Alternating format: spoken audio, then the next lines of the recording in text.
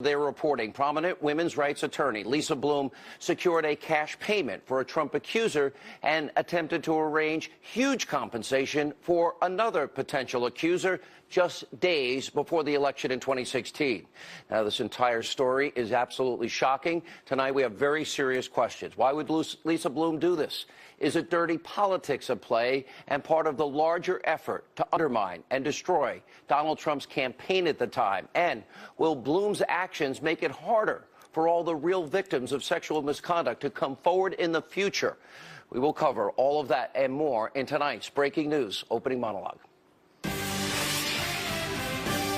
John Solomon's exclusive report is now sending shockwaves all across the country tonight. Here is the headline. Exclusive. Prominent lawyer sought donor cash for 2 Trump accusers. Now, the details from Solomon's report are beyond stunning. Well-known women's rights attorney Lisa Bloom attempted to arrange cash compensation from donors and media outlets for women who came forward or for women who were considering coming forward with allegations of sexual misconduct against Donald Trump in the lead up to the election. Now, the Hill is also exposing that Lisa Bloom's contracts required women to, quote, pay her commissions as high as 33% if she was able to sell their stories to media outlets. In a statement to the Hill, Bloom confirmed that she did secure and attempted to secure these kinds of payments. But Bloom noted that obtaining money was not part of an effort to pressure women to speak out with accusations. Now, Bloom also told The Hill that the money was to be used for relocating clients or for security if they felt unsafe. Now, Bloom also said that she did not contact Hillary Clinton or her campaign, but Bloom refused to tell The Hill about any possible communication she may have had with super PACs tied to Hillary Clinton. And finally, Bloom added that she never encouraged the women featured in the Hill article to say things that they did not believe to be true, and the women, in fact, did confirm that. Now, we've also reached out to Bloom for comment. She responded to our request by attacking John Solomon and claiming that the report is part of a right-wing smear.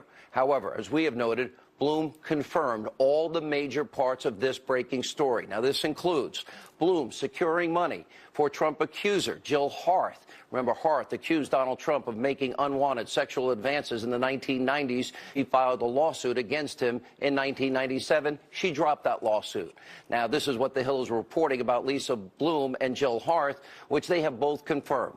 Now, Harth says that, in fact, she did not initially ask Bloom for money, even though her business, she claimed, was suffering from stories about her accusations. At some point later in the relationship, Bloom secured what The Hill described as a, quote, small payment from licensing photos to news outlets. And Bloom also set up a GoFundMe page for Harth. In addition to all that, The Hill is reporting that Bloom arranged for Harth to receive an almost $30,000 payment to help her pay off her mortgage. Jill Harth did tell The Hill that taking the money does not affect the veracity of her accusations.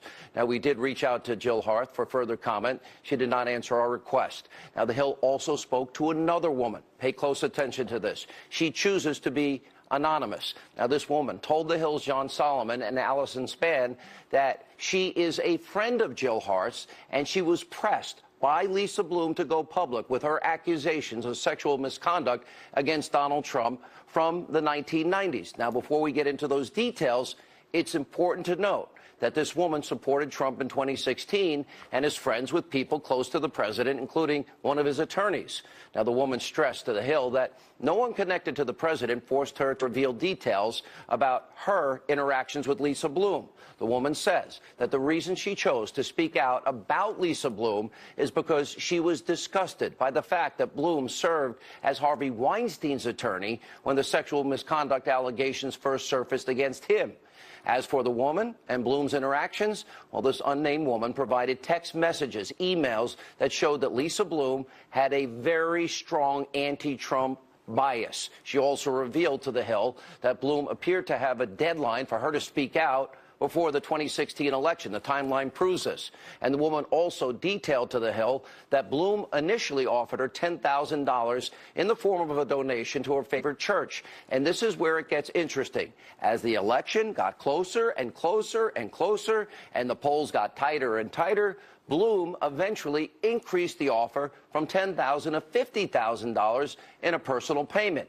It then went to $100,000. It then went to $200,000. And then just 2 days, November 6, 2016, 2 days before the election, it went to $750,000. Now, what this means is Lisa Bloom was offering a fortune right before you, the American people, were going to choose who the next president was going to be.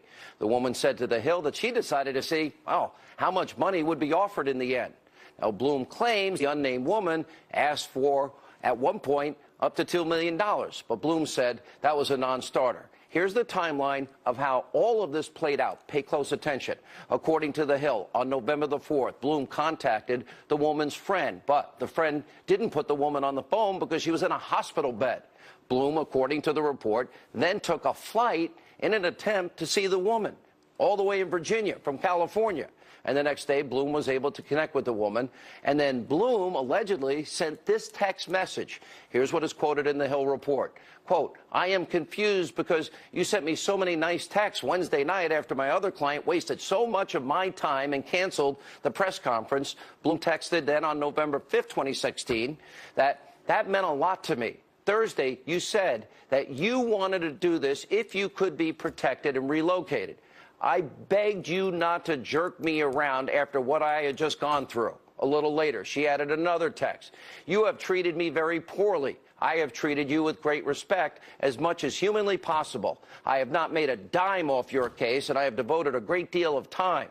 It doesn't matter. I could have done so much for you, but you can't stick to your word, even when you swear you will.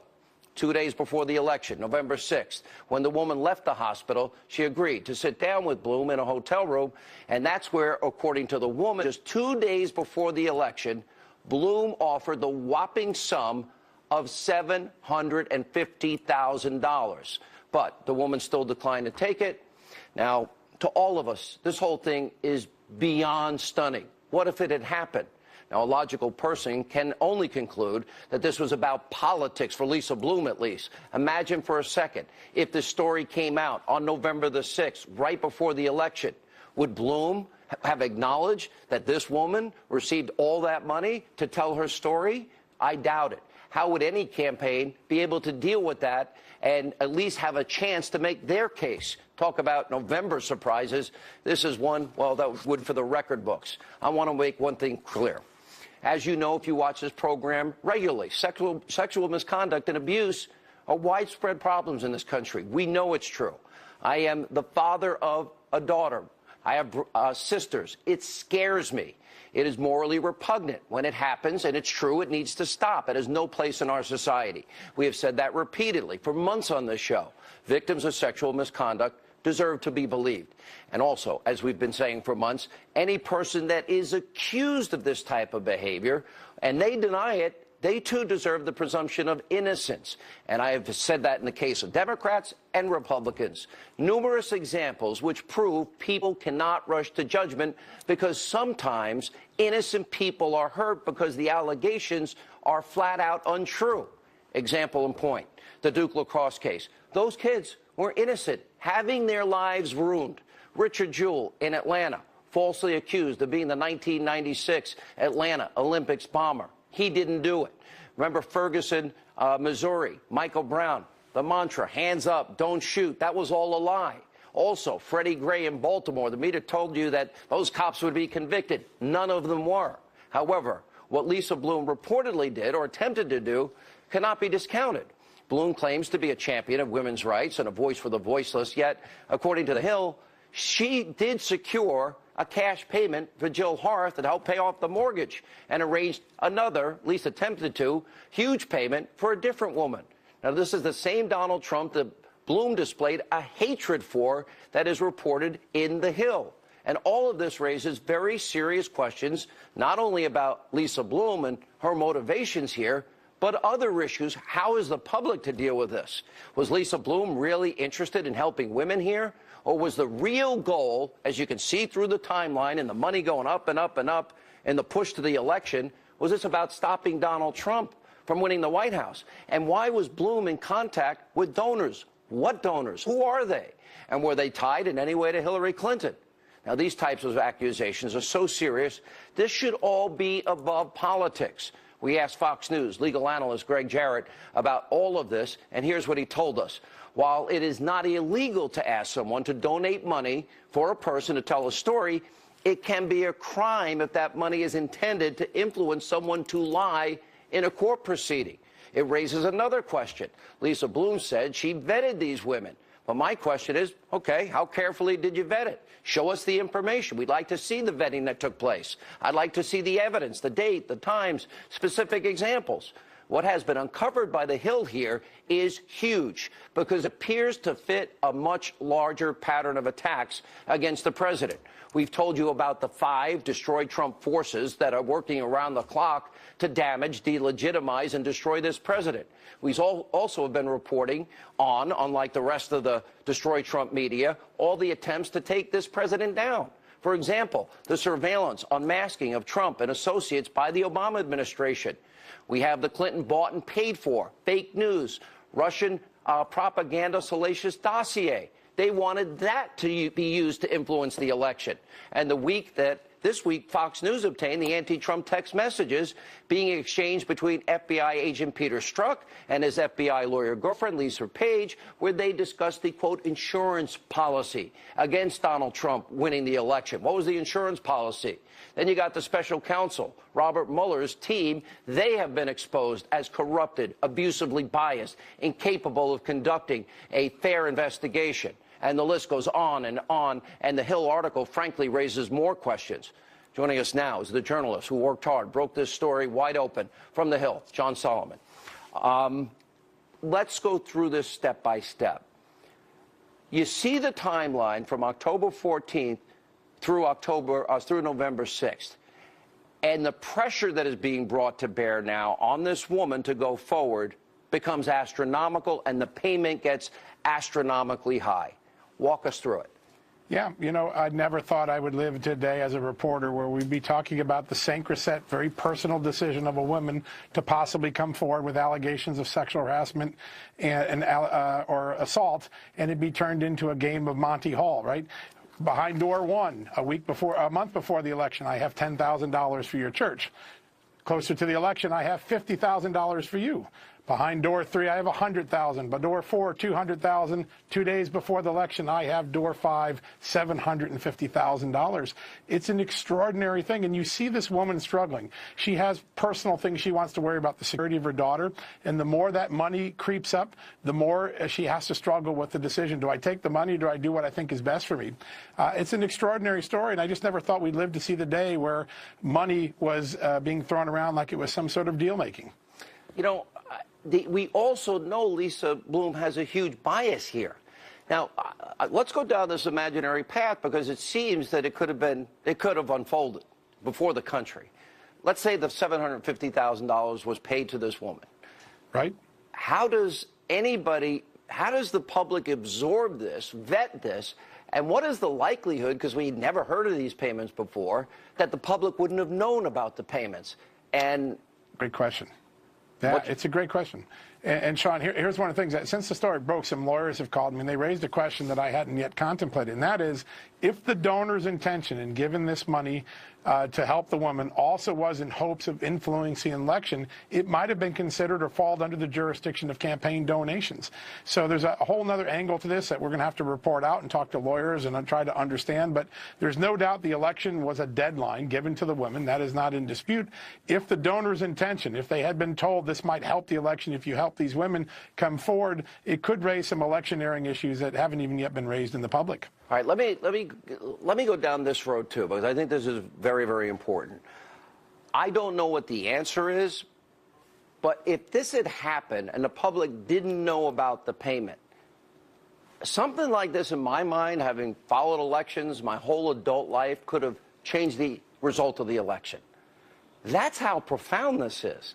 That's why, you know, you don't have an opportunity to vet an accusation like this 2 days before an election, do you?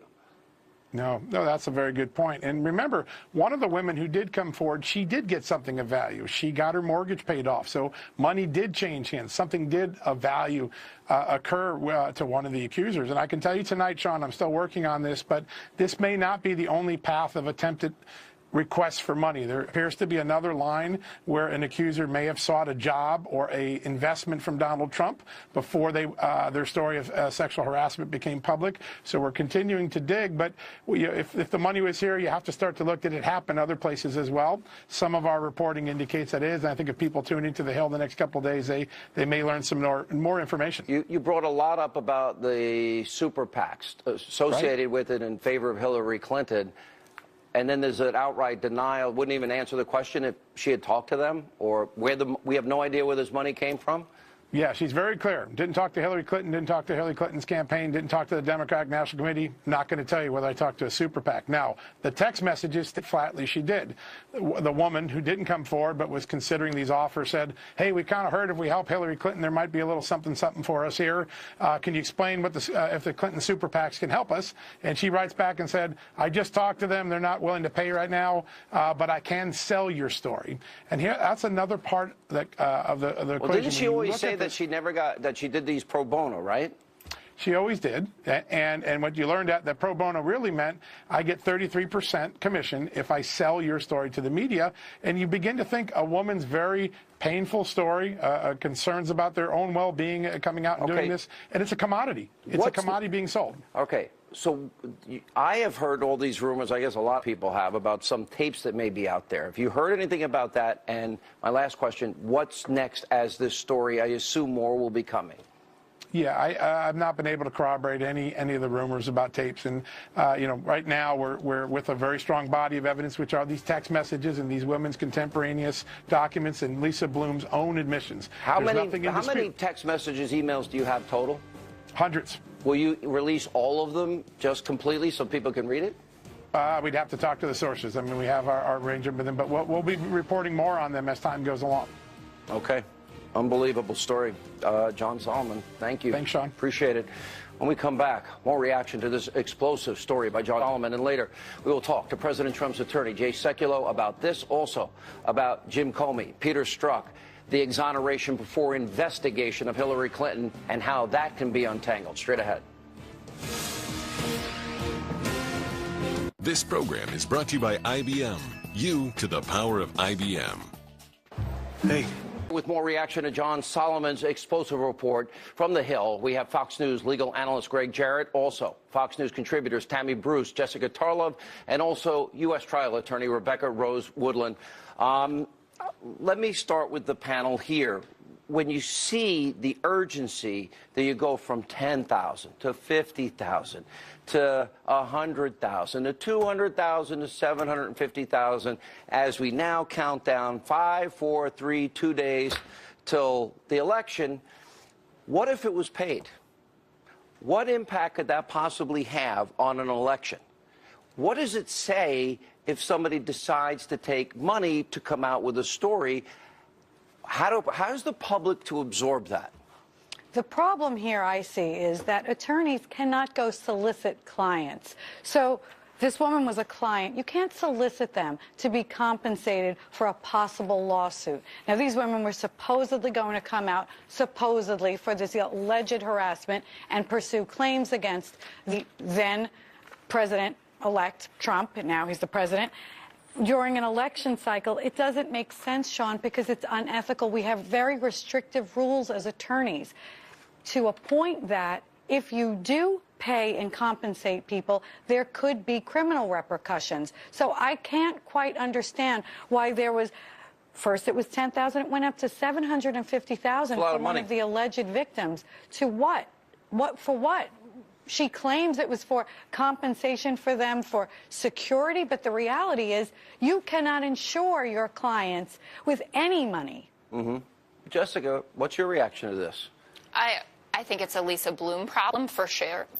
I know we've talked a lot about the Me Too movement and making sure that we believe women. What if it came out 2 days before the election? What if that came out? Right now, I think we're up to 19 accusers. We were at 16 before last week. So it's not all of them. Jessica, this isn't politics. I want to know because when women are treated horribly, I want the people that are responsible held accountable. But when you see the money rising and an urgency and a political agenda behind this, that should scare every single person that would think about ever running for office if these types of operations exist. Wouldn't you agree? Absolutely. Look so what happened focus to Chuck on that. Schumer last week. There was a fake complaint against him where he was, able to go out. They did the research. They showed he wasn't even in the location. Look at the Duke lacrosse case. Look at the UVA case. 100%. But that doesn't mean that there aren't hundreds, thousands of women across this country who have legitimate claims. I think Lisa Bloom made a huge mistake. You're not answering my question. What if it came out 2 days before? I'll go to Tammy Bruce. Well, look, this is the problem that we even have to have this conversation. For me, we know that it's the veracity that is of the women that is very often questioned about what they want or what their agenda is and what their motives are. When you've got something this corrupt going on, it hurts women who have legitimate cases because it's setting the stereotype right in front of everyone at every single level. So even though you may have a legitimate claim, you suddenly do have to wonder when it comes to motive, what is someone willing to say for $750,000? Can you trust the woman in saying what it is that she's been saying? Did that really happen to her? That's always Can you answer that question? Well, but see, Your own question. Well, this is always what women have been accused of. The problem is, I think this is unique when you have someone like Lisa Bloom, as we've seen, who's been using, in the Weinstein case, Rose McGowan alleged that she was offered money to retract her accusations. So when you've got something like this in such the forefront, it will reinforce the negatives for women who have every right to be heard. But this is why this exists. And I think, but certainly it doesn't discredit all of the women let's get everybody in here. President Trump. But that you even have to say that, in fact, it puts a shadow over every single one of them. Let me disagree. For every woman who does it, it casts a shadow. So she's offered all this, but then she decides the woman's in the hospital and she's not responding to her text. In the hospital, Lisa Bloom flies out to Virginia. Oh, from the West Coast. All right. Then the exchange takes. I'm confused because you sent me so many nice texts Wednesday night after my other client wasted so much of my time and canceled the press conference. This is November 5th. We're 3 days now out of the election. That meant a lot to me Thursday. You said you wanted to do this if you could be protected, relocated. I begged you not to jerk me around after what I had just gone through. And then she adds, you have treated me very poorly. I have treated you with great respect as much as humanly possible. I have not made a dime off your case, and I have devoted a great deal of time. It doesn't matter. I could have done so much for you, but if you can't even stick to your word, you swear you will. Awful. Greg Jarrett? Lisa Bloom does not come out well in all of this. She appears to be driven by political animus to bring down Trump and to make a buck off the whole thing. Now, look, it's not illegal for a donor to pay a person to tell the truth, but if the intent of the donor is to get a witness to lie or embellish a story in relation to a court case like sexual misconduct, there's no evidence of that. But wait a minute. But Greg, there's no evidence, too, that they really cared about veracity. For example, Greg, is there a big difference between a tabloid newspaper that pays for stories, the way the public views them in terms of credibility, versus a news organization which should not ever take money? I know they pay for pictures, right. A backdoor way to pay people sometimes, but it's really a difference, right? We know that these tabloids pay. Yeah. Sometimes they're right, sometimes they may not be. They don't have the same standards as a real news organization, right? That's right. Look, in the O.J. Simpson murder case, the key witness in that case who saw him fleeing the scene was never called to the witness stand because she sold her story to the tabloids and prosecutors knew she'd be shredded on the witness stand. But news organizations, it's even worse. And the worst witness against Lisa Bloom is her own client who said, you just want me to bury Trump. For what? For personal gain. All right. Greed. Let me have an exit questions from everybody.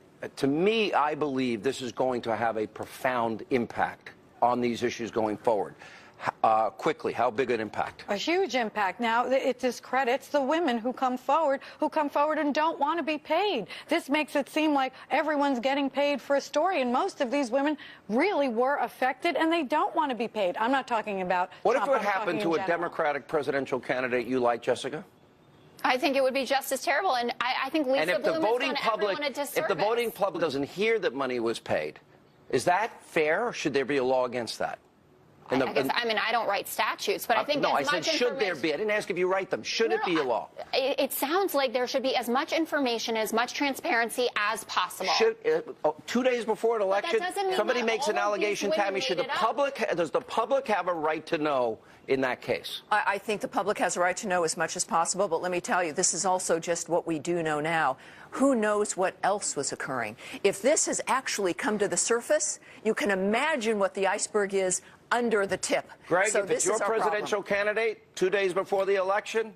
It's reprehensible. It's unconscionable. And now all the women represented by Lisa Bloom, who are Trump accusers, have had their credibility diminished, if not absolutely ruined. I don't think the majority of Americans think that. I think people watching this will think that because of what was just said. In the future. I agree with Tammy. I do, too. Well, this is going to be guess I'm odd man out. All right. Coming up, Attorney General Jeff Sessions says he is taking seriously the concerns being expressed about demoted DOJ official Bruce Ohr, of course, his wife. We'll tell you about that. Will Sessions appoint a second special counsel? President Trump's attorney, Jay Sekulow, will weigh in on that and more straight ahead.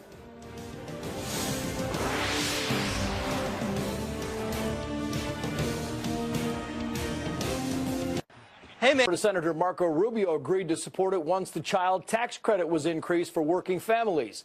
Tennessee Senator Bob Corker has also announced his support for the bill. He voted against the initial Senate bill because it increased the deficit. The final version of the House Senate conference bill lowers the top individual tax rate from 39.6% to 37%, and it cuts the corporate tax rate from 35% to 21%. The bill does not repeal the estate tax. Under the tax plan, individuals will no longer be required to buy health insurance or face a penalty. The House could vote on this bill as soon as Tuesday, and the Senate sometime later in the week. If news breaks out, we'll break in. I'm Trace Gallagher. Now back to Hannity. What do you have to say about Trump's legal team calling for another special counsel? This one specifically about Bruce Ohr, an official here, and his meetings with Fusion GPS, and his wife having worked with Fusion GPS. And would you consider such a special counsel? We're going to take seriously the concerns that have been expressed. I just would say to you, Deputy Rosenstein has testified before the Congress again just yesterday, and we want to be open with them. That was the Attorney General, Jeff Sessions, earlier today, telling reporters that he will take seriously the calls for a second special counsel to investigate the connection between the DOJ and Fusion GPS. Joining us now, he is the head of the American Center for Law and Justice and the President's Counsel. Jay Sekulow is with us. All right. I don't only want one for this. I want one, on the dossier, Fusion GPS. He's meeting with them, Bruce Ohr. His wife works for them, doing anti-Trump research in the lead up to the campaign. What about the fix being in with James Comey and Peter Strzok and Lisa Page, both anti-Trump, pro-Hillary? That would reopen the entire email investigation because they exonerated before they investigated. And then I'm not even talking about Uranium One and surveillance and unmasking, Jay. How about all of this needs to be investigated? Well, the last you mentioned is something, I mean, they're all serious, but the last one you mentioned, I mean, the idea that it may well be that this dossier put together by Fusion GPS and Christopher Steele and now Bruce Ohr's wife, whom Bruce Ohr, of course, was fourth-ranking official at the Department of Justice, may serve as the basis upon which a FISA warrant was issued. Remember, that first time they went for that FISA warrant, it was turned down. Then they get it later. Was it based on this?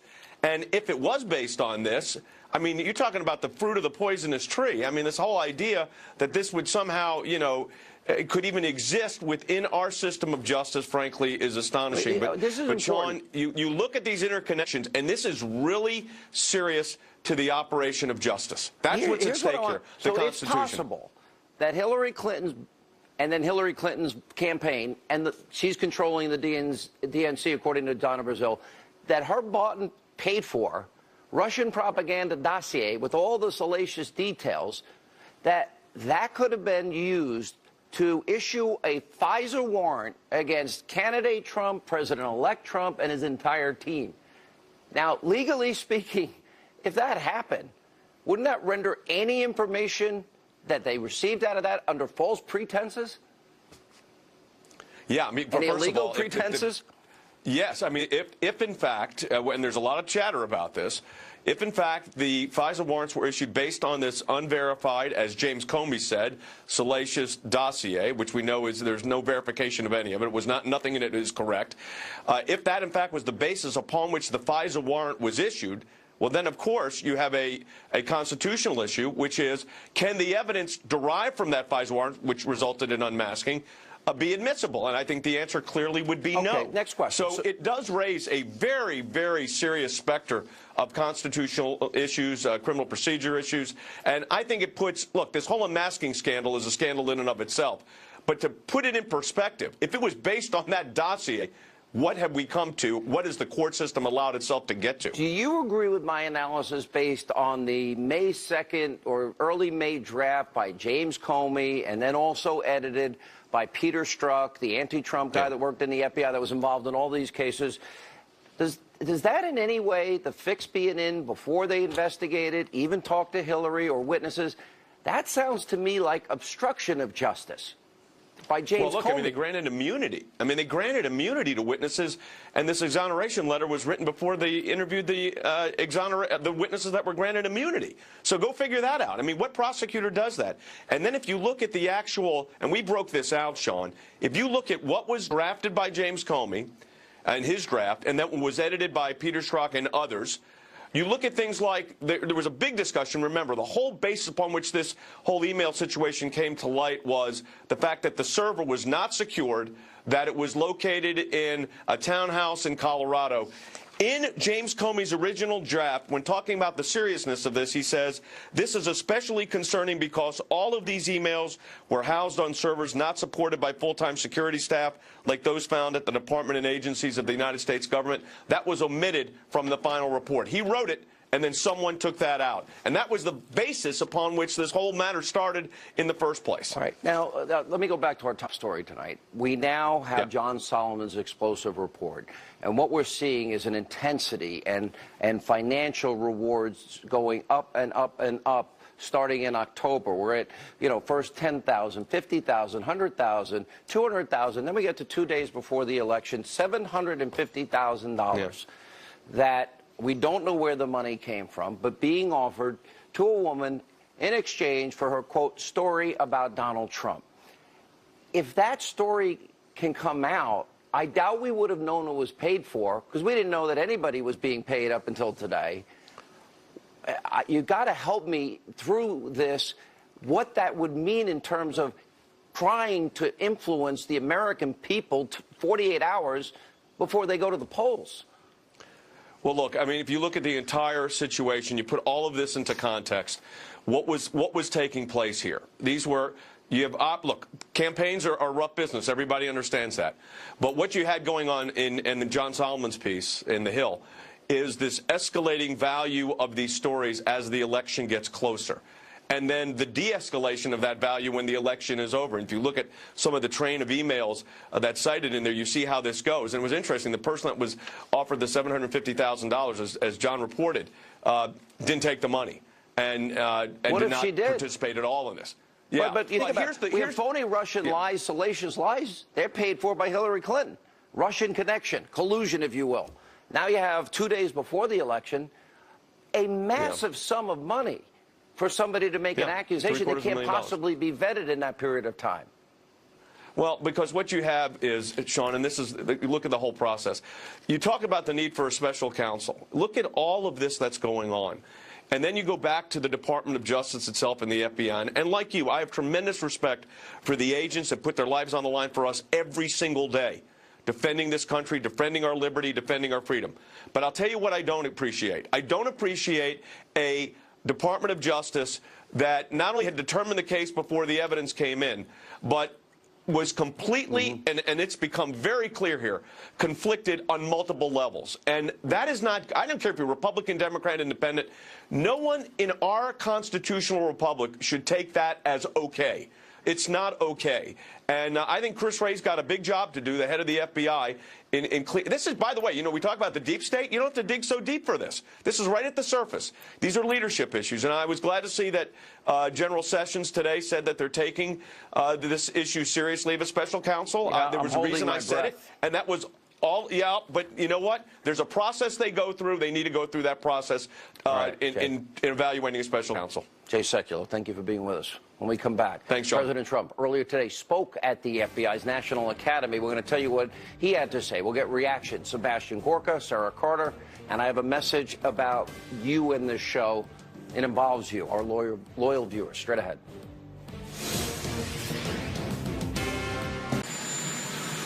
We're going to rebuild the FBI. It'll be bigger and better than ever. But it is very sad when you look at those documents, and how they've done that is really, really disgraceful. And you have a lot of very angry people that are seeing it. It's a very sad thing to watch, I will tell you that. And I'm going today on behalf of the FBI, their new building. And but when everybody, not me, when everybody, the level of anger at what they've been witnessing with respect to the FBI is certainly very sad. All right, that was the president earlier today before he departed for the FBI's National Academy in Quantico, Virginia, where he spoke at a graduation ceremony for law enforcement officials for the United States of America and around the world. The president is rightfully upset with some of the blatant bias being shown by top-ranking officials, not rank and file, at the FBI and the DOJ. Just to be clear, we've said this many times, we do have great respect for those men and women of law enforcement in our country who save us every day and put their lives on the line. And we know the president feels the same way. Here's what he said earlier today. It's an honor to stand here today with the incredible men and women of law enforcement. I am here not only to congratulate you, but to honor you for your courage and for your devotion. And I want you to know that with me as your president, America's police will have a true friend and loyal champion in the White House, more loyal than anyone else can be.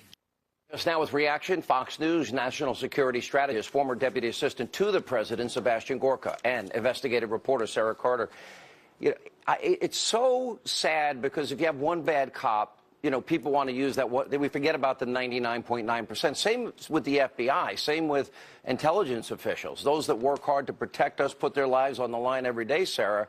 But when you have the head of the FBI, James Comey, working with Peter Strzok, and they're writing an exoneration of Hillary Clinton before they do their investigation, that's not equal justice under the law. Peter Strzok, who thinks for some reason God appointed him to save the country, and that they're building insurance policies in case Trump wins.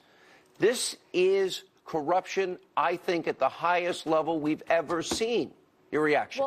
Well, yeah. I mean, I've talked to field agents today, a number of field agents and retired FBI agents, and they have the same sentiment as President Trump. Remember, people want to criticize President Trump, but what we've seen on the 7th floor is something that we've never seen before, and people have said this over and over again. Never seen this type of behavior within the FBI, which is so blatant. And Sean, what was even more interesting to me was they were telling me they were at an event, all of these field agents and some military officials were there, and they said everybody was worried about Russia collusion with Trump. Instead, what we're seeing is FBI 7th floor collusion with Clintons, and that's how they're feeling. All right, Sebastian Gorka, I know how you feel about law enforcement. We all feel the same way. But this is real collusion. This is real corruption. There's no other way to describe what Comey and Peter Strzok did. The fix was in. The fix was in months before he did his investigation. To me, if I'm James Comey tonight, I'm Peter Strzok tonight, I'm thinking I better hire the best lawyers D.C. has. Sean, Sarah's absolutely right. Let me tell you my personal experience. I've worked closely with thousands of agents and analysts. I was in the White House earlier this week for the Christmas celebrations. And so was another retired agent from the FBI who had at least 20, 25 years in. He recognized me, came up to me, and he said, the Bureau's reputation is shot. And it's not because of the people who are protecting us on the streets in the terrorism task forces. It's because of a handful of bad apples, of bent cops, corrupt cops. And Sean, the saddest thing is, we're getting the documents now, and I'm seeing emails of collusion inside the FBI to protect Hillary Clinton because they think she's the next president. And in the CC line, I'm seeing names of agents I highly respected and had worked with who, once they got to the 7th floor, Sean, that's it. Under the Obama administration, they became political hacks. And it's going to take years to rebuild the FBI. But the president said it today. He's going to rebuild it, and he can rebuild it. It needs to be rebuilt. And the same, by the way, top people, former Obama people within the intelligence community, before this is all said and done, I believe this house of cards falls. You know, your story yesterday about reverse targeting, the misuse of the powerful tools of intelligence that we give the intelligence community that you reported, Sara, that doesn't even get into the dossier issue, bought and paid for by Hillary with salacious Russian propaganda lies to influence an electorate. That doesn't get into the Uranium One deal. I'm not sure how we untangle all of this and the best way to do that. Your thoughts on it? Well, I think the best way to do that is one step at a time, one story at a time, Sean, one investigation at a time. And that's what we've done over the past year. And that's why we see this yarn unraveling, peeling back the onion, as you always say, one layer at a time. And now you brought up the dossier, such a great point. And we see now that Bruce's wife was hired by Fusion GPS to help with this dossier. I mean, this is incredible stuff. We would have never discovered this had we not done it one story at a time. And I think we need to continue that, be very factual, find those facts, present them to the American public so that they know what's going on and so that we can clean up our system, because this is still the greatest country on earth.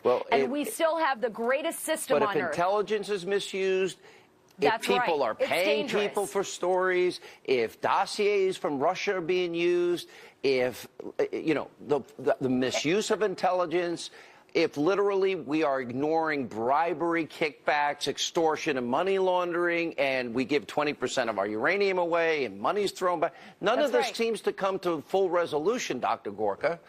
Oh, it will. Oh, it will. I agree with you. The stories are just coming out. Thanks to Sara, thanks to John, thanks to you, Sean. But Sara stole. No, they're doing the heavy lifting, and you are. But Sarah's absolutely right. She stole my thunder. We are the greatest nation on God's earth.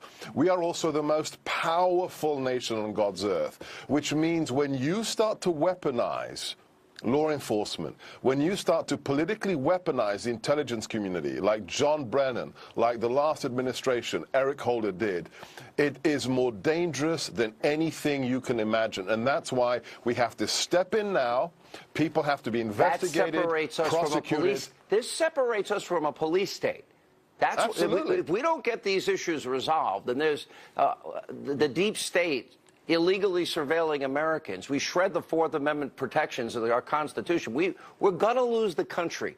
This is not a game what we're talking about here. These are severe violations of law, and it all needs to come to a head. When we come back, a big announcement about this show, and it involves you. Please stick around.